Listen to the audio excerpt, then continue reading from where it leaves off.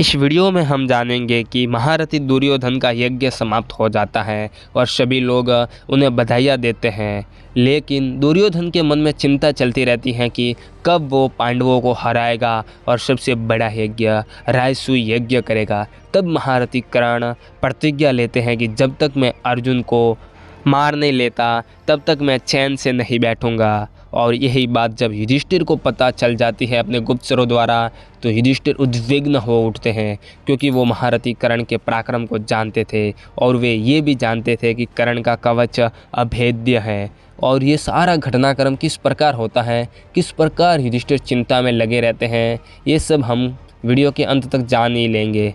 और दोस्तों, आपसे एक निवेदन है कि ये हमारा हिस्ट्री फैक्ट परिवार है, वो 50,000 के बहुत करीब हैं। इसलिए आपसे निवेदन है कि जल्द से जल्द इसे 50,000 सब्सक्राइबर तक ले जावे और आपका प्यार इसी तरह बनाए रखे। अभी तक आपने हमारे चैनल को सब्सक्राइब नहीं किया तो सब्सक्राइब कर ले और अपने दोस्तों के साथ शेयर भी ज़रूर करें। तो फिर चलिए शुरू करते हैं वीडियो बिना देर किए। मैं हूं आपका दोस्त रतन सिंह और आप देख रहे हैं हिस्ट्री फैक्ट।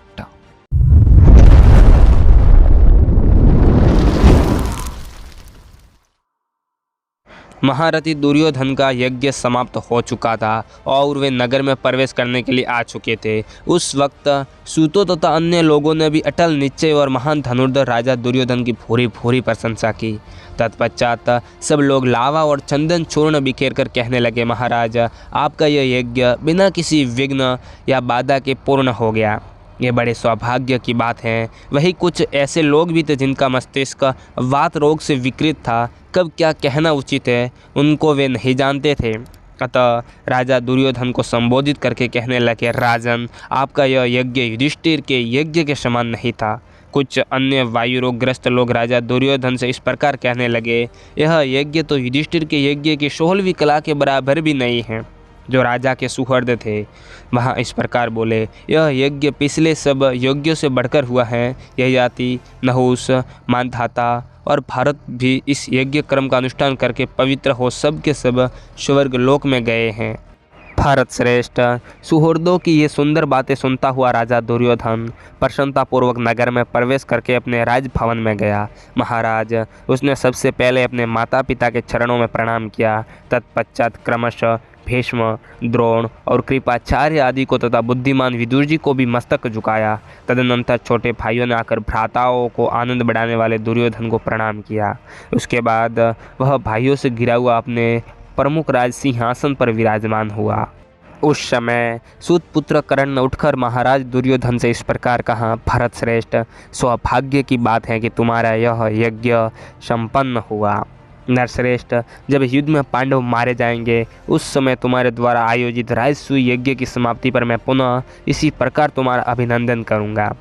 तब महायशस्वी महाराज दुर्योधन ने उससे इस प्रकार कहा, वीर, तुम्हारा यह कथन सत्य है। नरश्रेष्ठ, जब दुरात्मा पांडव मारे जाएंगे उस समय महायज्ञ राजसूय के समाप्त होने पर तुम पुनः इसी प्रकार मेरा अभिनंदन करोगे। महाराज, ऐसा कहकर दुर्योधन ने कर्ण को छाती से लगा लिया और कुरुश्रेष्ठ राजसूय का चिंतन करने लगा। नृपश्रेष्ठ, दुर्योधन ने अपने पास खड़े हुए कौरवों को संबोधित करते हुए कहा, कुरुकुल के राजकुमारों, कब ऐसा समय आएगा जब मैं समस्त पांडवों को मारकर प्रचुर धन से संपन्न होने वाले उस राजसूय यज्ञ का अनुष्ठान करूंगा। उस समय कर्ण ने दुर्योधन से कहा, नृपश्रेष्ठ, मेरी यह प्रतिज्ञा सुन लो, जब तक अर्जुन मेरे हाथ से मारा नहीं जाता तब तक मैं दूसरों से पैर नहीं धुलवाऊंगा, केवल जल से उत्पन्न पदार्थ नहीं खाऊंगा और क्रूरता आदि धारण नहीं करूंगा, किसी के कुछ मांगने पर नहीं है ऐसी बात नहीं कहूँगा। कर्ण के द्वारा युद्ध में अर्जुन के वध की प्रतिज्ञा करने पर महान धनुर्धर महारथी धृतराष्ट्र पुत्रों ने बड़े जोर से सिंहनाद किया। उस दिन से कौरव पांडवों को पराजित ही मानने लगे। तदनंतर जैसे देवराज इंद्र चैत्ररथ नामक उद्यान में प्रवेश करते हैं, उसी प्रकार श्रीमान राजा दुर्योधन ने उस नरपुंगवों को विदा करके अपने महल में प्रवेश किया। भारत, तदनंतर वे सभी महाधनुर्धर वीर अपने अपने भवन में चले गए। और इधर महाधनुर्धर पांडव इनके वाक्य से प्रेरित हो उसी विषय का चिंतन करते हुए कभी चैन नहीं पाते थे महाराज। फिर उन्होंने गुप्तचरों द्वारा यह समाचार भी प्राप्त कर लिया जिसमें अर्जुन के वध के लिए सुतपुत्र कर्ण ने प्रतिज्ञा दोहराई थी। राजन, यह सब सुनकर धर्मपुत्र युधिष्ठिर उद्विग्न हो उठे। वे विचारने लगे, कर्ण का कवच अभेद्य है और उसका पराक्रम भी अद्भुत है। यह मानकर तथा वन के क्लेशों का स्मरण करके उन्हें शांति प्राप्त नहीं होती थी। इस प्रकार चिंता से घिरे हुए महात्मा युधिष्ठिर के मन में यह विचार उत्पन्न हुआ कि अनेक प्रकार के सर्पों तथा मृगों से भरे हुए इस दिव्य वन को छोड़कर हमें कहीं अन्यत्र चले जाना चाहिए।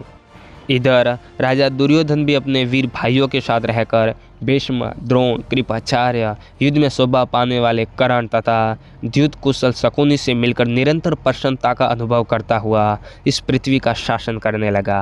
दुर्योधन सदा अपने अधीन रहने वाले राजाओं का प्रिय करने लगा और प्रचुर दक्षिणा वाले योग्यों द्वारा श्रेष्ठ ब्राह्मणों का भी स्वागत सत्कार करता रहा।